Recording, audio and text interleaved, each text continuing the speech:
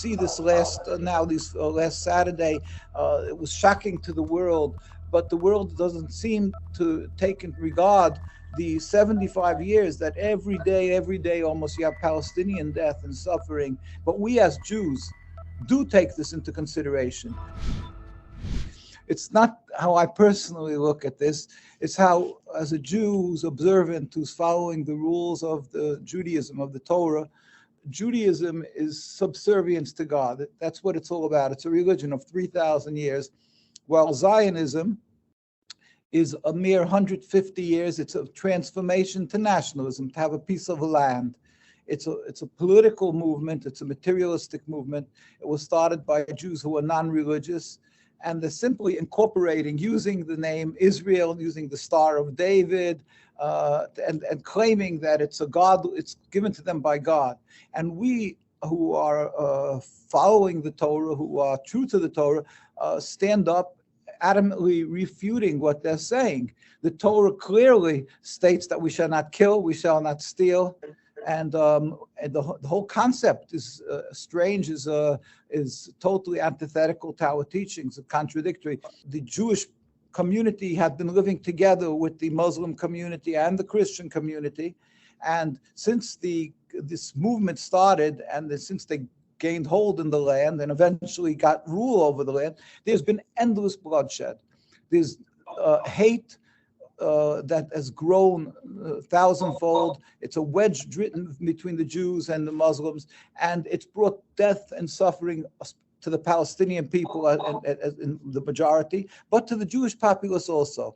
As we see this last Saturday, it was shocking to the world, but the world doesn't seem to take in regard the 75 years that every day almost you have Palestinian death and suffering. But we as Jews do take this into consideration. We say this is clearly a rebellion against God, and it hurts us more than usual because it's being done in our name. And the rabbis you are seeing, the power bases that you are seeing in the settlements that is fringe to the Jewish communities, those are the ones who bought into this tale that it's God's wish. But the central part of Judaism, the very religious, in whatever country, maybe in Argentina, the very religious says, no, we're dead set against this. We cry with the Palestinians. And therefore, what's happening today in Gaza, that they're bombing them relentlessly, and they're pointing and they're accusing them of being animals. It's even hard to repeat, and whatever they say of them,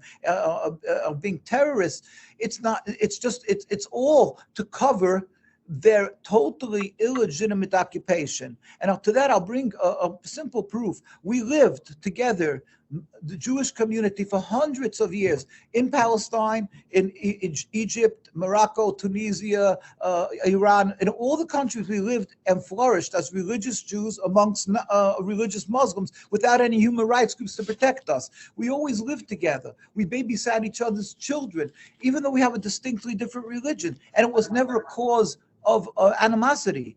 All that changed is the introduction of Zionism, the control of the land. And since that came, which is not 1948, it's in the 1890s or so, and they started coming in and taking over the lands. Since then, there's death and suffering, the Palestinians and of the Jews, because they are creating this fear, this hate, this estrangement. We can show many pictures how the Jews live together. Anybody old Arab will tell you, and every old Jew, how we used to babysit each other's children, like I say, and help each other. And I've had many stories of people will tell us. So it's clearly what these Ben Gvir and these other people are saying. They are coming from Mizrahi. That is that segment that is religious Zionists, but not the central, what we call the Eid Chorei, this God-fearing community, and around the world. We stand in total opposition, and it hurts us, and we have no words for the suffering, the Palestinians. That's why we came out, even today. Yes, we go out in tens of thousands, but we would have hundreds of thousands demonstrating constantly, but the fear of the repercussions from the Zionists because they're vicious. We went out 2 days ago to Manhattan. We demonstrated. I came back. The tar cars were slashed. The mirrors were broken. This is nothing to what they threat. They have death threats, and in Jerusalem and Al-Quds and in the other parts of occupied Palestine, they people get killed and arrested and so forth. So there's a reason why there's less of a voice that you will hear, even though our communities are full in opposition to Zionism. And we plead with the leaders today. It's very scary what today we are seeing. And there's assembled 300,000 soldiers at the gates of Gaza, and it's and of course the bombing there, and it's heartrending. There's no words, and we can only again plead with the world leaders and demand that this injustice, this criminality, this suffering of the Palestinian people has to be addressed. It must be stopped. One day this will end. It's against God. And we as Jews are crying and hurting with them and praying for them. And we go out tirelessly.